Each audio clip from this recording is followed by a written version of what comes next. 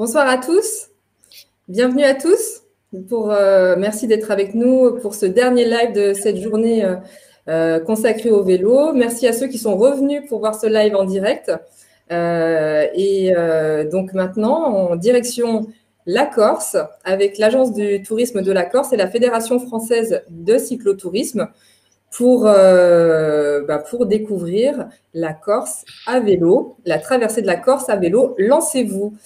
Pour en parler, nous sommes avec Bertrand Houillon, qui est directeur de la communication de la Fédération française du vélo, et Olivier Leonetti, qui est responsable cyclotourisme à l'Agence du tourisme de la Corse. Bonsoir Bertrand, bonsoir Olivier. Bonsoir.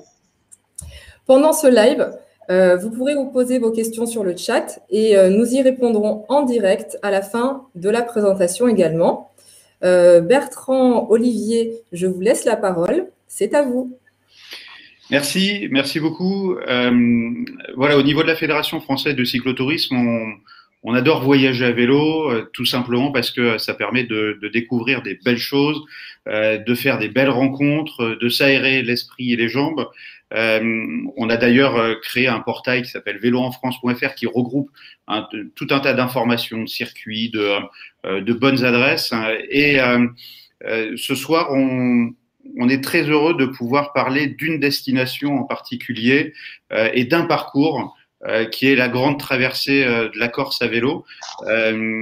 C'est un parcours qui est encore récent, qui va certainement devenir un des parcours phares pour tous les cyclotouristes et même les personnes qui voudraient se mettre au voyage à vélo. Et du coup, avant de poser un certain nombre de questions à Olivier Leonetti, je vous propose d'abord de regarder une petite vidéo qui va vous donner l'envergure du décor de la grande traversée de la Corse à vélo.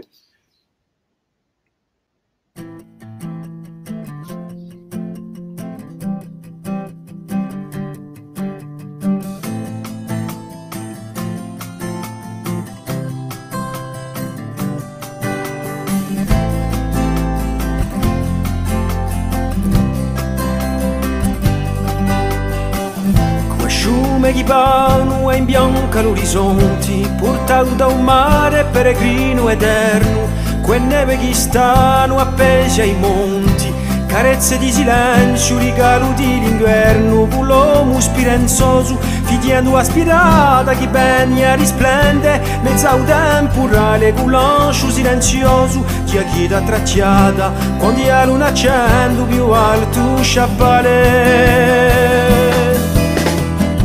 Mi ne ho da cantare queste risori, già si giù spera e poi l'eternità. Mi ne ho da cantare queste risori, già si giù spera e poi l'eternità. Il cielo qua su, devo cielo turchino, dove va solo, un uomo dice che tempo di no, messaggero divino che tramonda l'ia d'un mondo più felice, quanto vistroso, che gira 100 mondi, pacegni ogni sera, liesa dolce e labbra di un fiume furioso, chi va a mezza risponde, e l'immensa dolcezza di un fiore chi saprà. Mi ne ho da cantare foreste di soli, giassi di spera e poi l'eternità. Mi ne ho da cantare foreste di soli, giassi di spera e poi l'eternità. Mi ne ho da cantare foreste di soli, giassi di spera e poi l'eternità. Mi ne ho da cantare foreste di soli, giassi di spera e poi l'eternità. E poi l'eternità.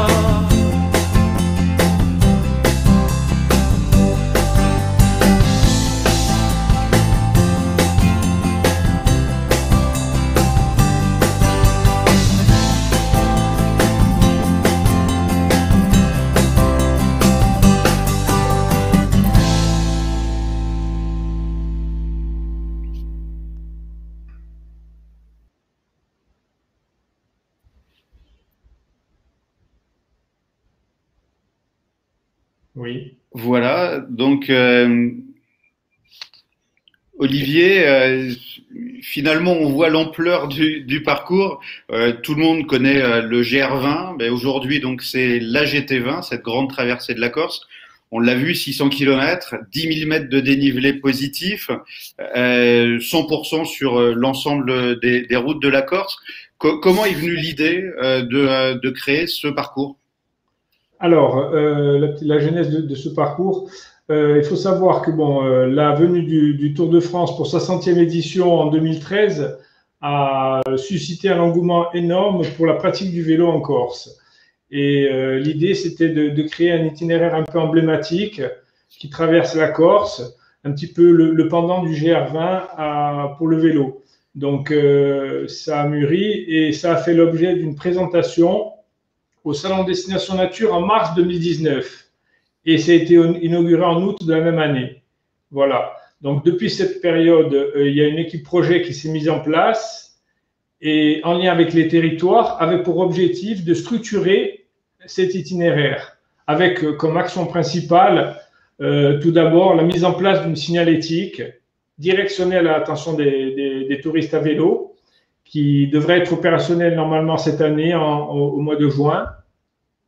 Le déploiement de services le long de cet itinéraire aussi, avec notamment la marque Accueil Vélo, qui est une marque nationale qui garantit un accueil et des services de qualité le long de cet itinéraire. C'est quand même un réseau qui regroupe à l'heure actuelle plus de 6000 prestataires. Et je dirais la création de boucles locales dans les territoires traversés par la GT20, ces boucles qui seront connectées à la GT20 et qui permettront de créer une offre et un maillage intéressant de la Corse pour la positionner dans les années à venir comme une destination privilégiée des touristes à vélo. Et alors, du coup, ce parcours qui est conséquent, qui peut faire rêver, mais aussi faire peur, du coup, puisque quand même il y a du kilométrage et du dénivelé. On sait que la Corse est une montagne dans la mer Méditerranée. Comment on peut faire ce parcours tout seul, accompagné? Quelles sont les possibilités? Alors, bien sûr, selon ses envies, il y a la possibilité de le faire en groupe, il y a la possibilité de le faire en individuel. Après, ça dépend après de sa condition physique, de son budget. Il y a beaucoup d'éléments qui doivent être pris en compte pour effectuer ce tracé, cet itinéraire. Et du coup, donc vous avez, donc on peut le faire en liberté, on le développera un peu plus tout à l'heure, mais vous avez aussi donc un certain nombre de tours opérateurs qui proposent de découvrir une partie ou l'ensemble de cet itinéraire. Et en effet, après, on choisit en fonction de ses possibilités, de son temps aussi disponible et de son budget aussi. Tout à fait. En fait, il y a la possibilité. Alors, bien sûr, on est au début de l'initiative. Donc, on sait très bien que ça va générer des prestataires. Il y a des prestataires qui vont se positionner, des tours opérateurs, mais également des loueurs de vélos le long de cet itinéraire qui permettront de réaliser en tout partie le tracé, en fonction bien sûr de son budget et de sa condition physique. Parce qu'il ne faut pas l'oublier, il y a quand même 600 km et 10 000 mètres de dénivelé positif. Alors, on sait, on connaît, on a plein d'images de la Corse l'été, mais on sait aussi qu'il fait plutôt assez chaud. Quelle serait la période que vous conseillez, vous, pour pouvoir faire ce parcours et découvrir la Corse à vélo? Alors, la période la plus propice pour réaliser cet itinéraire, bien sûr, c'est l'avant-saison, parce que les journées sont longues, je dirais, et les routes sont moins fréquentées, et en arrière-saison, en septembre-octobre. Après, bien sûr, l'intensité du trafic routier en été et les fortes températures vous dissuaderont de l'effectuer durant cette période. C'est sûr, et on est vraiment en montagne puisqu'on va passer à plus de 1000 mètres d'altitude, un certain nombre de cols.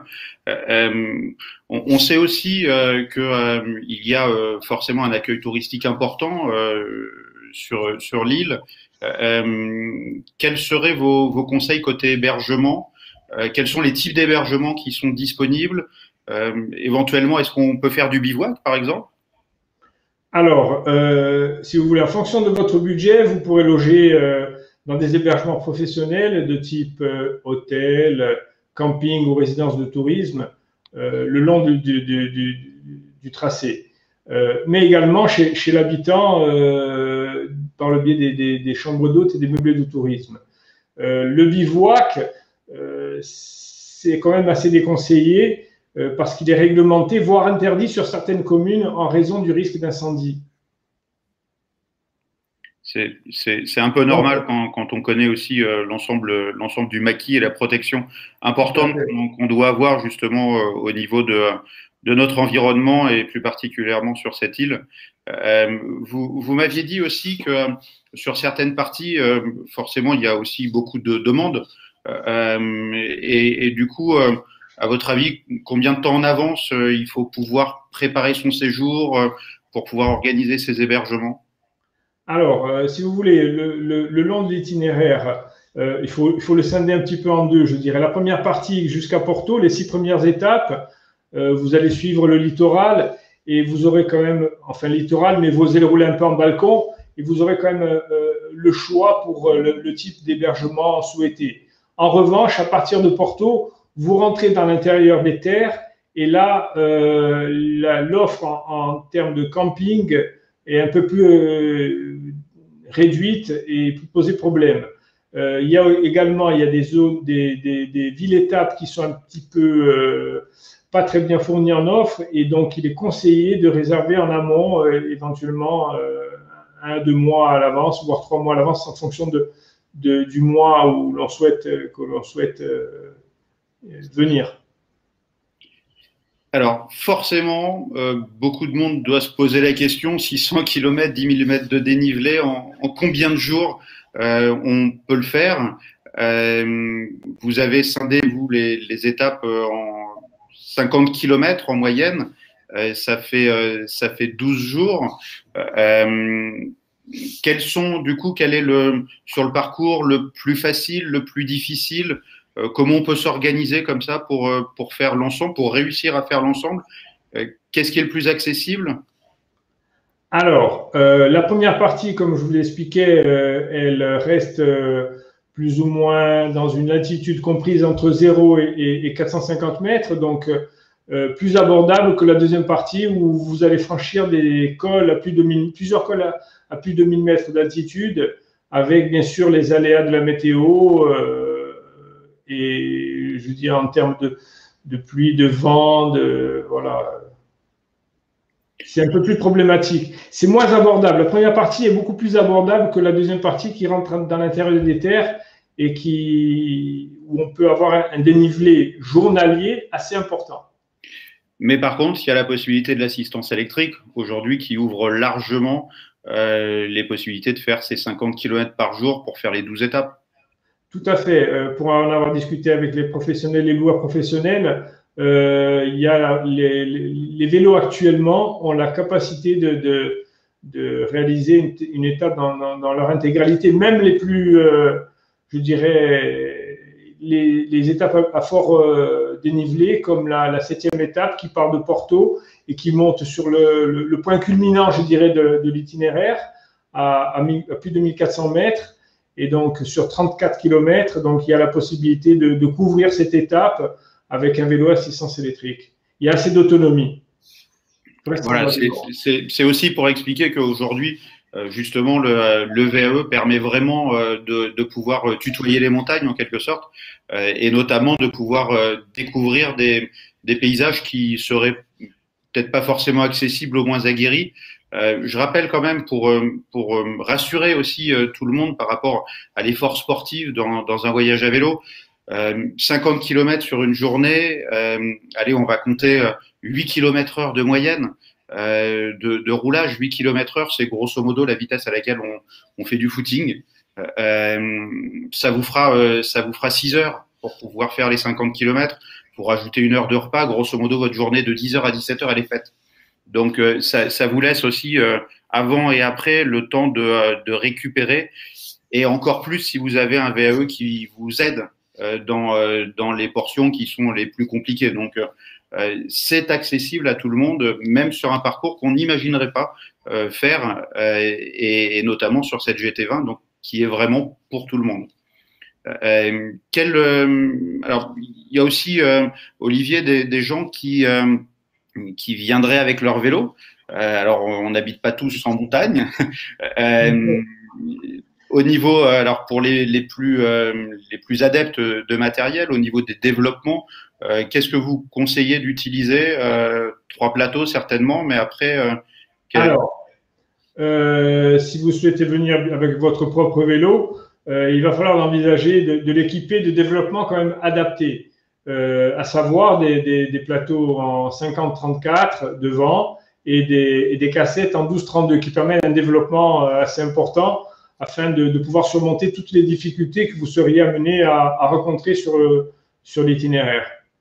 Et notamment dans la deuxième partie, j'expliquais bien, dans la deuxième partie au départ de Porto, où ça va être, où on va attaquer des petits trous de montagne et il peut y avoir du dénivelé important voilà, au niveau des étapes. Et évidemment, on n'est pas obligé de venir avec son propre vélo. Je pense qu'il y a un certain nombre de loueurs qui sont disponibles, notamment à Bastia, je pense. Alors, au départ de Bastia, il y a des vélocistes qui sont en mesure de répondre à la demande.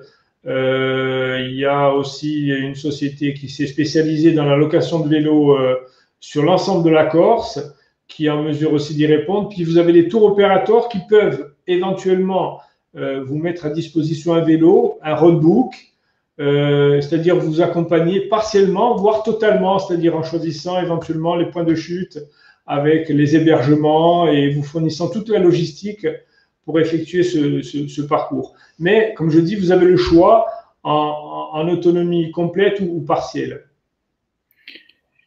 Et au-delà du vélo, on le répète depuis tout à l'heure, c'est une montagne.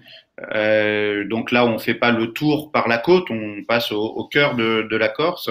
Donc plusieurs cols à plus de 1000 mètres d'altitude, hein, même qui avoisinent les 1500. On entend souvent parler, que ce soit l'été par exemple, des gens un peu piégés par les orages, qui peuvent être parfois violents. L'hiver, il y a de la neige. Du coup, comment on s'habille? Alors, tant que comme la première partie est relativement en bord de mer, en route de balcon, vous subirez pas de trop gros écarts de température. Donc, bon, ça nécessite pas un équipement particulier. En revanche, quand vous allez commencer à emprunter au départ de Porto les routes de montagne qui vous feront découvrir l'intérieur de l'île, vous allez escalader plusieurs cols et là, qui peuvent vous réserver quelques surprises comme le froid, bien sûr, la pluie et le vent. Et pour limiter ces désagréments, il est quand même vivement conseillé de prendre avec vous un vêtement adapté et à minima un coupe-vent. Mais je dis bien à minima, donc il faudrait voilà, un sac à dos quand même avec le nécessaire. On fait bien attention à consulter chaque jour la météo. La météo peut changer vite. Et de toute façon, c'est un conseil qu'on a, que ce soit pour une sortie à la journée ou sur plusieurs jours. Chaque jour, les cyclotouristes consultent la météo et adaptent leur parcours, adaptent leur sortie en fonction. Et si à un moment donné, il faut prendre une pause d'une journée, eh ben, c'est nécessaire et ça permet de visiter un tout petit peu le coin aussi et de se reposer. Tout à fait, tout à fait. Je pense que le bulletin météo de la veille qui doit être pris la veille ou le matin même est indispensable. Surtout quand on a affaire à des conditions météo qui peuvent être un peu changeantes dans l'intérieur. Alors, je faisais le comparatif avec le GR20, puisque c'est sur la continuité, une traversée cette fois à vélo. On entend parfois parler GR20, on va le tenter depuis le sud, depuis le nord. Là, c'est quoi votre conseil pour faire la GT20? Alors, si vous voulez, c'est un itinéraire qui part de Bastia et qui descend jusqu'à Bonifacio. Nous, on le conseille dans ce sens-là, dans le même sens que le GR20. Mais ce qu'il faut savoir, c'est que la signalétique qui va être déployée le long de l'itinéraire on aura la possibilité de le faire dans le sens inverse, dans le sens Bonifacio-Bastia. Donc, la signalétique permettra de le faire dans les deux sens. Mais nous, on suggère de le faire dans le sens du nord vers le sud. Alors, depuis Bastia. Depuis Bastia, parce que pour une simple et bonne raison, c'est-à-dire que vous partez sur un relief qui est quand même assez en littoral et qui vous permet de faire les jambes un petit peu au départ, tandis qu'au départ de Bonifacio, vous partez directement en montagne et ça peut paraître un peu compliqué pour la mise en jambes. Voilà, c'est vrai que souvent à des amis qui veulent démarrer comme ça du voyage à vélo, les 3 premiers jours, il faut prendre son rythme. Il faut tourner les jambes sur un parcours un petit peu plus simple. Peut-être pas forcément dès le début, justement, s'attaquer à des gros cols. Ça permet aussi de se tester, de vérifier une dernière fois aussi l'ensemble de son matériel. Et puis au bout de 3 jours, on peut même à un moment donné augmenter un certain nombre de kilométrages si on est sur des mêmes reliefs. Là, pour le coup, on sera prêt pour pouvoir entamer la montagne au bout du 4e ou 5e jour.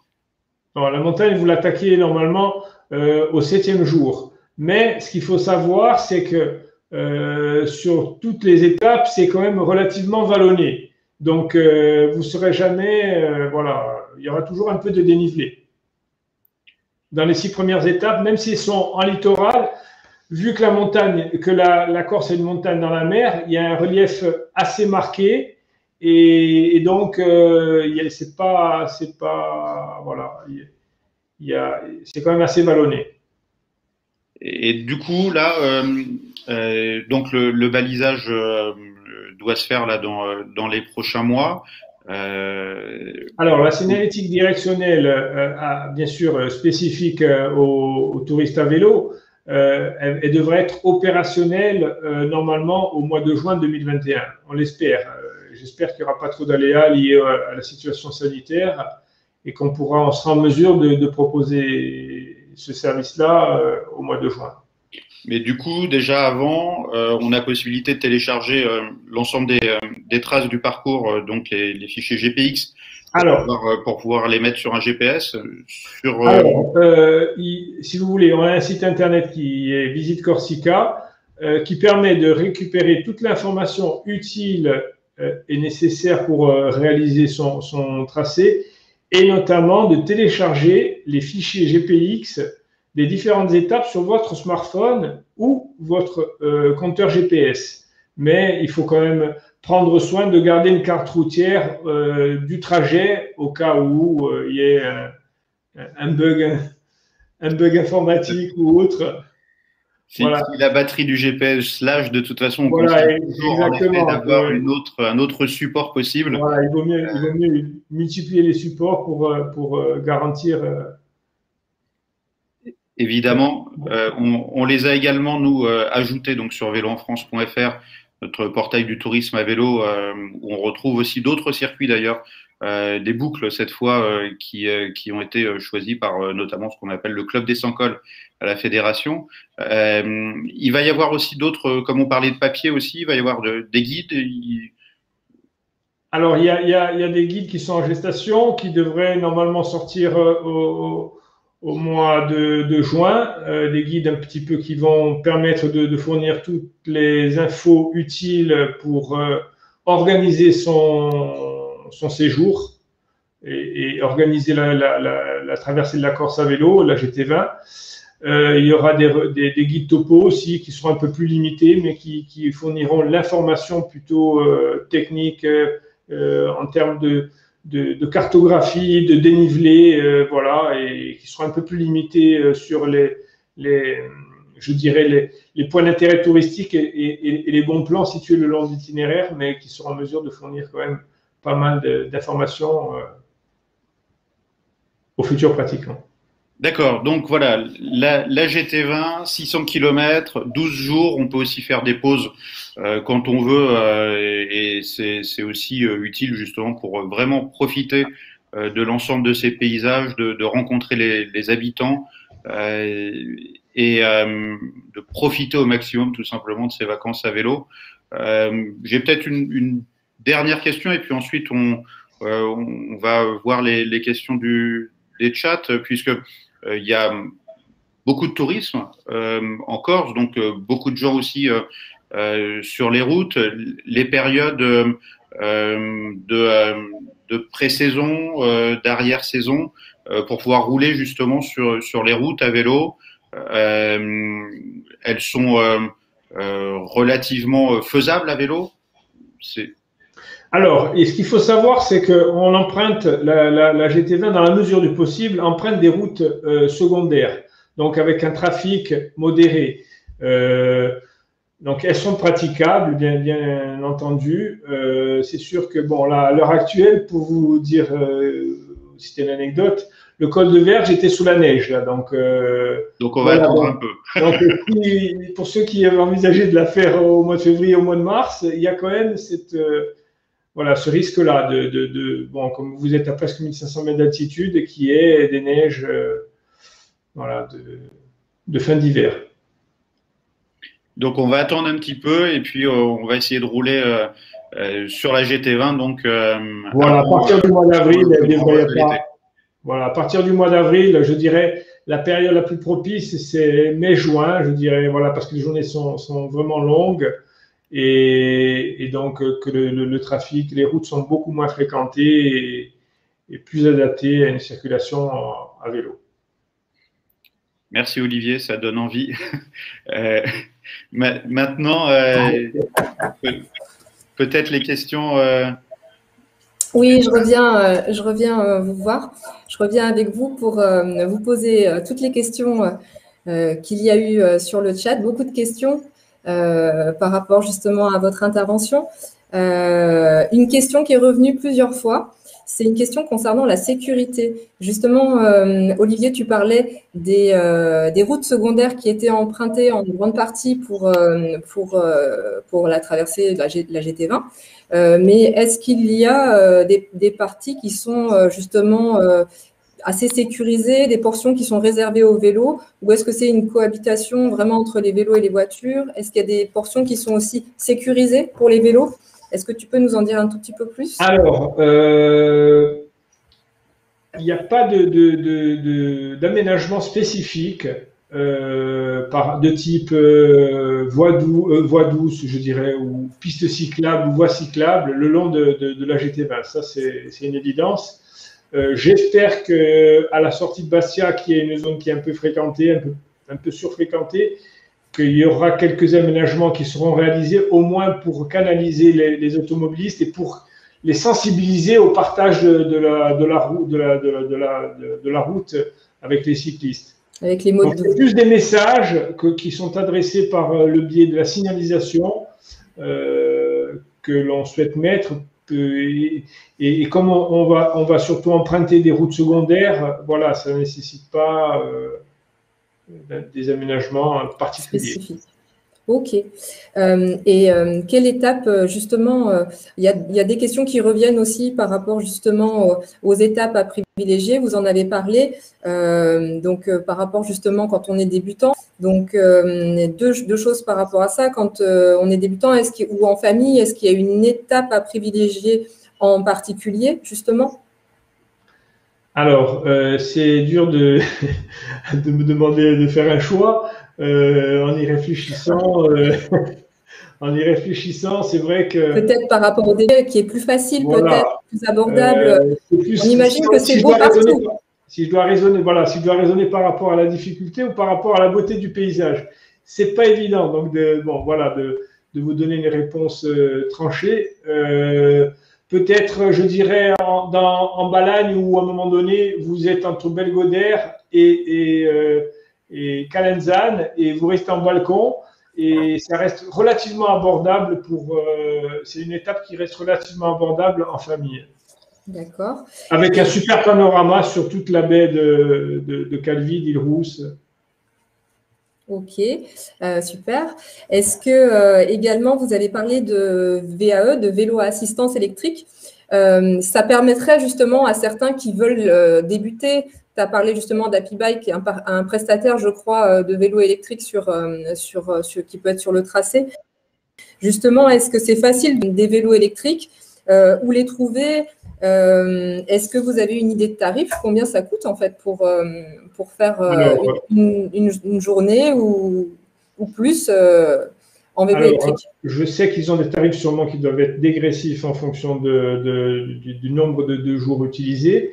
Je sais qu'ils sont implantés un petit peu partout en Corse et souvent ils conventionnent avec des hébergements. Donc à proximité d'hébergements, il y a la possibilité sûrement sur leur site internet, de voir les possibilités de louer sur tel site voilà, et la capacité et les possibilités et le nombre de vélos disponibles sur les sites souhaités où on souhaite récupérer ces vélos.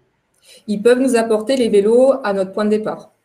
Ils peuvent éventuellement, je pense que oui, ça peut être discuté avec eux pour vous les amener et les restituer, vous pouvez restituer un endroit, bien sûr, où vous êtes entendu avec eux.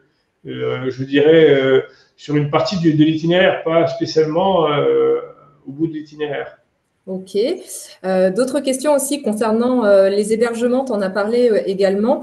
Sont-ils ouverts actuellement à cause justement de la situation sanitaire? Vers quoi, enfin, comment savoir si les hébergements sont ouverts en ce moment? Alors, en ce moment, il y a pas mal d'hébergements qui se posent la question sur le recrutement de leur personnel pour une ouverture, sachant que bon, la restauration, on n'a pas trop de perspectives. Donc, il y a quelques hébergements qui sont ouverts, mais on n'est pas encore rentré vraiment dans la saison touristique. Et en général, les hébergements sont disponibles à partir du mois de mars, début mars, mi-mars. Donc, sans cette crise sanitaire, je dirais qu'au mois d'avril, en général, il n'y a pas de souci au niveau de la capacité d'hébergement. Ok. Et une autre question également, est-ce qu'on peut être accompagné par un guide pour faire le circuit, la GT20? Alors, il y a des tours opérateurs qui vous permettent de vous prendre en charge complètement. Alors, quand ils vous prennent en charge complètement, c'est-à-dire qu'ils vont vous suivre avec un petit fourgon, qui vont vous suivre et c'est comme si vous aviez un petit guide avec vous et peut-être mettre à disposition des informations utiles le long du parcours où ils vont pouvoir vous expliquer les points d'intérêt touristiques et toute info qui peuvent être utiles à savoir le long de l'itinéraire. Ok. Écoutez, merci beaucoup parce que c'était très riche, beaucoup de questions. Je pense qu'on a déjà bien répondu à tout ça. C'était vraiment très intéressant. Merci pour cette présentation. Merci vraiment à vous deux. Merci à vous. Et je pense que je sais ce que je vais faire maintenant pour mes prochaines vacances. Nous aussi, la fédération. On vous accueillera avec plaisir. Merci beaucoup. Et vous qui nous écoutez, si vous avez d'autres questions concernant la GT20, vous pouvez continuer à les poser à l'équipe soit de la Fédération française de vélo qui était avec nous, ou bien à l'équipe de promotion de la Corse, donc l'ATC, via son site également Visite Corsica, qui est dans l'espace partenaire sur la plateforme. Vous pouvez les contacter, prendre des rendez-vous avec eux pour justement en savoir plus sur la Corse et la grande traversée de la Corse à vélo également. Si vous souhaitez revoir ce live, il sera disponible sur la plateforme en replay pendant 1 mois. Donc, vous pouvez en profiter encore. Et c'est la fin de cette journée consacrée justement au vélo. Aujourd'hui, donc on va se quitter et si demain vous voulez continuer à nous suivre, rendez-vous à partir de 16h pour une journée qui sera consacrée à la Thaïlande et également à l'Amérique latine. Voilà, je vous souhaite une bonne soirée à tous. Merci beaucoup à vous pour votre participation et puis on vous dit à bientôt. Merci. Bonne À soirée. bientôt. Bonne soirée.